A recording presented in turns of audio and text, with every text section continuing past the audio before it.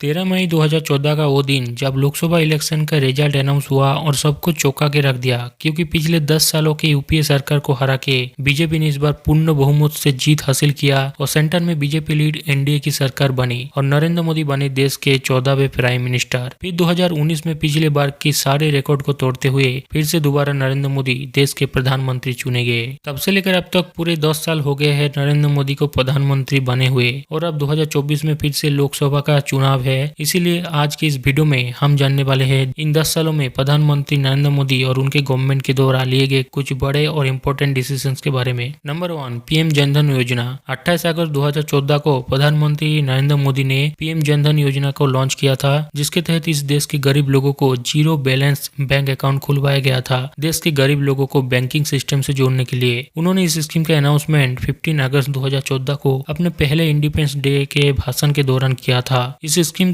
को department of financial services और ministry of finance के अंदर आता है। सिर्फ इस स्कीम के इनॉग्रेशन के दिन ही almost 1.5 crore bank accounts open हो गए थे। इस स्कीम के तहत एक Guinness book of world record भी बनाया गया, एक हफ्ते में सबसे ज्यादा बैंक अकाउंट ओपन करने का record. Almost 2 crore bank account open किए गए थे अगस्त 23 से 29 2014 के बीच और 27 जून 2018 तक करीब 31 करोड़ बैंक अकाउंट ओपन हो गए थे, जिसमें $12 बिलियन का पैसा डिपॉजिट हुआ था और अब तक करीब 51 crore 80 lakh bank account open हो चुके हैं इस स्कीम के तहत, जिसमें 2,20,888 करोड़ 93 करोड़ का बैलेंस डिपॉजिट है इन बेनिफिशियर्स अकाउंट में और करीब 11.59 लाख बैंक मित्रस भी ओपन है जो कि अपना सर्विसेज गरीब लोगों तक पहुंचा रहे हैं। Number 2, demonetisation. 8 नवंबर 2016 का वो दिन आजादी के बाद देश के इतिहास का सबसे इम्पोर्टेंट दिनों में से एक था, जब प्रधानमंत्री नरेंद्र मोदी ने रात को एक संबोधन के जरिए महात्मा गांधी सीरीज के नोट्स ₹500 और 1000 को पूरे इंडिया में बैन कर दिया था। बैंकों के बाहर लाइन लग गया था नोट एक्सचेंज करने के लिए, लोगों के बीच केओस था। गवर्नमेंट ने नए 500 और 2000 के बैंक नोट जारी किए थे। प्राइम मिनिस्टर नरेंद्र मोदी ने क्लेम किया कि इस एक्शन से कैशलेस ट्रांजैक्शन में इंक्रीज होगा और इससे जाली नोट से भी छुटकारा मिलेगा और इलीगल एक्टिविटी और टेररिज्म से भी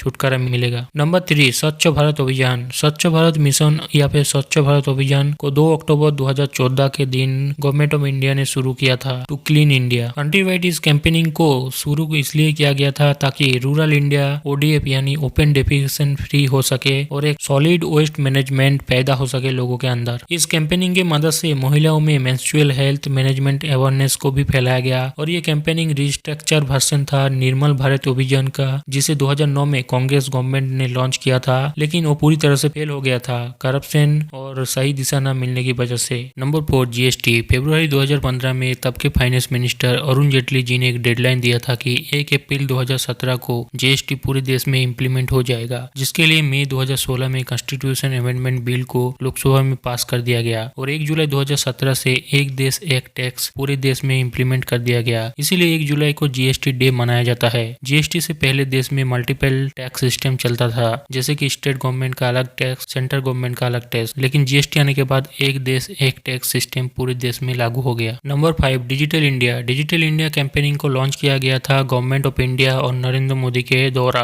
ताकि आम लोगों को इलेक्ट्रॉनिक सर्विस अवेलेबल किया जाए और ऑनलाइन इंफ्रास्ट्रक्चर को भी इम्प्रूव किया जाए through increasing internet connectivity. Government के इस प्लान का इस इनिशिएटिव से रूरल एरियाज में हाई स्पीड नेटवर्क को पहुंचाना और secure and stable digital infrastructure को डेवलप करना था, जिससे गवर्नमेंट के डिजिटल सर्विसेज लोगों तक आसानी से पहुंच पाए और लोगों में यूनिवर्सल डिजिटल लिटरेसी आए, जिसके लिए गवर्नमेंट ने भीम यूपीआई और रुपए कार्ड जैसे सर्विसेज लॉन्च किए। भीम यूपीआई जिसका पूरा नाम भारत इंटरफेस फॉर मनी है, एक इंडियन मोबाइल पेमेंट सिस्टम है जिसे national payments corporation of India NPCI ने डेवलप किया है based on UPI. Bhim UPI को 30 दिसंबर 2016 को लॉन्च किया गया था। इसे बनाया गया था ई पेमेंट को डायरेक्टली एक बैंक अकाउंट से दूसरे बैंक अकाउंट में मनी ट्रांसफर करने के लिए और कैशलेस ट्रांजैक्शन को बढ़ावा देने के लिए। इसे डॉक्टर भीमराव अंबेडकर के नाम पे रखा गया था। रुपे कार्ड। रुपे एक Indian multinational financial service and payment service system है जिसे NPCI national payment corporation of India ने डेवलप किया है 2014 में। रुपे कार्ड को बनाया गया था रिजर्व बैंक ऑफ इंडिया के डोमेस्टिक और मल्टीलेटरल पेमेंट सिस्टम के विजन को एस्टेब्लिश करने के लिए। As of November 2020 around 75.3 crore रुपए कार्ड इशू किए गए थे बाय द 1115 बैंक के द्वारा। Number 6, startup India. Startup India is a flagship initiative जिसे 16 जनवरी 2016 को गवर्नमेंट ऑफ इंडिया ने लॉन्च किया था to build a strong ecosystem for nurturing innovation and startup को देश में बढ़ावा देने के लिए, जिससे देश में इकोनॉमिक ग्रोथ और लार्ज स्केल पे एम्प्लॉयमेंट की अपॉर्चुनिटी जनरेट हो। इसका असर भी हमें देखने को मिला।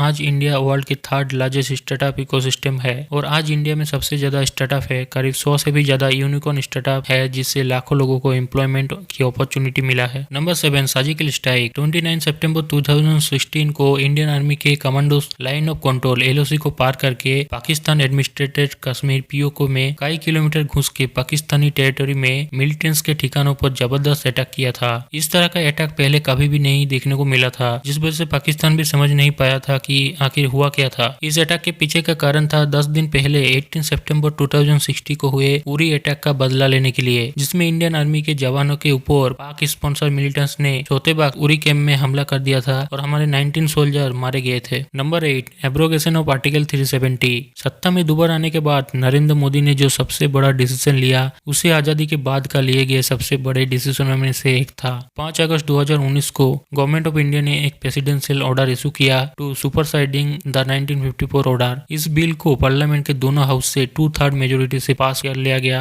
और 6 अगस्त से आर्टिकल 370 के क्लॉज 1 को छोड़कर सारे क्लॉज इन ऑपरेटिव कर दिए गए और इसके साथ ही Jammu and Kashmir reorganisation act 2019 को भी पार्लियामेंट से पास कर दिया गया, जिसके तहत जम्मू एंड कश्मीर को 2 यूनियन टेरिटरीज में डिवाइड कर दिया गया, जम्मू एंड कश्मीर और union territory of Ladakh. Number 9, Balakot air strike. 14 फरवरी 2019 को जम्मू कश्मीर में CRPF के कॉन्वॉय के ऊपर आत्मघाती हमले में CRPF के 40 जवानों की मौत हो गई थी, जिसका बदला लेने के लिए इंडियन एयरफोर्स ने पाकिस्तान के बालाकोट में टेररिस्ट कैंप के ऊपर एयर स्ट्राइक करके हैवी बॉम्बिंग किया था। दूसरे दिन पाकिस्तान ने एक इंडियन एयरप्लेन को शूट डाउन करके गिरा दिया था और विंग कमांडर अभिनंदन वर्तमान को कैद कर लिया था। उसके बाद की कहानी तो आप जानते ही है। Number 10, bank mergers. Narendra Modi के सबसे बड़े डिसीजनों में से एक डिसीजन था भारत के बड़े गवर्नमेंट बैंकों के बीच मर्जर। इस बैंक मर्जर का ऑब्जेक्टिव था ग्लोबल साइज का बैंक बनाना और बैंकों के ऑपरेशन एफिशिएंसी और पूरे कंट्रीज में ब्रांच नेटवर्क को इम्प्रूव करना। और एक मेन मकसद था इन बैंकों के मर्जर के पीछे बैंकों के जो नॉन परफॉर्मिंग एसेट है NPA, उनके ऊपर कंट्रोल करना और उन्हें कम करना। जिन बैंकों को मर्जर किया गया था उनके नाम है पंजाब नेशनल बैंक के साथ ओरिएंटल बैंक ऑफ कॉमर्स और यूनाइटेड बैंक ऑफ इंडिया को मर्जर किया गया था, इंडियन बैंक के साथ इलाहाबाद बैंक को मर्जर किया गया था, कैनरा बैंक के साथ सिंडिकेट बैंक को मर्जर किया गया था, यूनियन बैंक ऑफ इंडिया के साथ आंध्रा बैंक और कोऑपरेशन बैंक को मर्जर किया गया था, बैंक ऑफ बड़ौदा के साथ विजया बैंक और देना बैंक को मर्जर किया गया था। नंबर 11, ट्रिपल तलाक बिल। ट्रिपल तलाक या फिर इंस्टेंट डिवोर्स मुस्लिम आदमियों के बीच एक पॉपुलर वर्ड था, जिसे 30 जुलाई 2019 को पार्लियामेंट ने ट्रिपल तलाक बिल को इंट्रोड्यूस किया और ट्रिपल तलाक को बैन कर दिया गया पूरे कंट्री में। 1 अगस्त 2019 से ये पनिशेबल एक्ट है अगर कोई ट्रिपल तलाक को यूज करता है तो। दरअसल इससे पहले एक मुस्लिम आदमी अपने पत्नी को लीगली डिवोर्स दे सकता था 3 बार तलाक वर्ड का यूज करके, जो कि अनकॉन्स्टिट्यूशनल था। दरअसल इस ट्रिपल तलाक को कई सारे मुस्लिम देशों में भी बहुत पहले ही बैन कर दिया गया था, इंक्लूडिंग हमारे नेबरिंग कंट्रीज जैसे कि पाकिस्तान, बांग्लादेश, श्रीलंका और ऐसे ही 23 कंट्रीज ने भी इसे बहुत पहले ही बैन कर दिया, लेकिन अब जाकर ये इंडिया में बैन हो चुका है। नंबर 12, CAA या फिर सिटीजनशिप अमेंडमेंट एक्ट 2019 को पार्लियामेंट से 11 दिसंबर 2019 को पास किया गया था। ये 1955 के सिटीजनशिप एक्ट का संशोधन वर्जन है, जो कहता है कि हमारे पड़ोसी देश जैसे कि अफगानिस्तान, बांग्लादेश एंड पाकिस्तान जैसे मुस्लिम बहुल कंट्रीज से अगर माइनॉरिटीज जैसे कि हिंदू, सिख्स, बुद्धिस्ट, जैन, पारसीस और क्रिश्चियन 2014 के दिसंबर से पहले भारत आए थे तो उन्हें भारत का नागरिकता दिया जाएगा। इस लॉ में इन कंट्रीज के मुस्लिमों के बारे में कुछ भी बोला नहीं गया है, या कहे तो इन कंट्रीज के मुस्लिमों को कोई भी ऐसा ग्रांट नहीं दिया गया है, क्योंकि सरकार का कहना है कि ये कानून इन कंट्रीज के माइनॉरिटीज के लिए बनाया गया है, जो कि इन देशों में कई सारी प्रॉब्लम्स का शिकार हुए थे और सब छोड़ छाड़ के भारत आ गए थे और कहीं और नहीं जा सकते। नंबर 13, statue of unity. Statue of unity world tallest statue, height 182 metres. इस स्टैचू को लोह पुरुष कहे जाने वाले भारत के first deputy prime minister and home minister Sardar Vallabh bhai Patel के स्मृति के रूप में बनाया गया है। नरेंद्र मोदी ने गुजरात के चीफ मिनिस्टर रहते ही इस स्टैचू को बनाने का वादा किया था और प्राइम मिनिस्टर बनते ही उन्होंने सरदार वल्लभ भाई पटेल के सबसे ऊंची प्रतिमा को बना दिया। सरदार वल्लभ भाई पटेल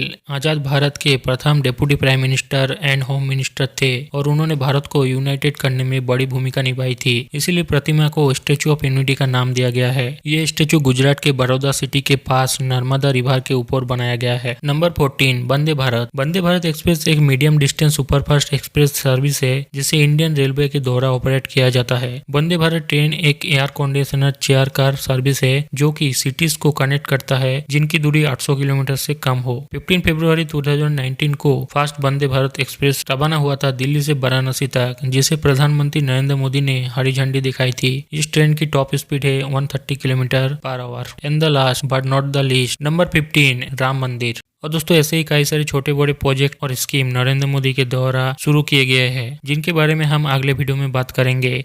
आज के लिए इस वीडियो में इतना ही। अगर आपको वीडियो अच्छा लगे तो वीडियो को जरूर लाइक कीजिए और चैनल को सब्सक्राइब करना मत भूलिएगा। मिलते हैं अगले वीडियो में, तब तक के लिए बाय बाय, जय हिंद, वंदे मातरम।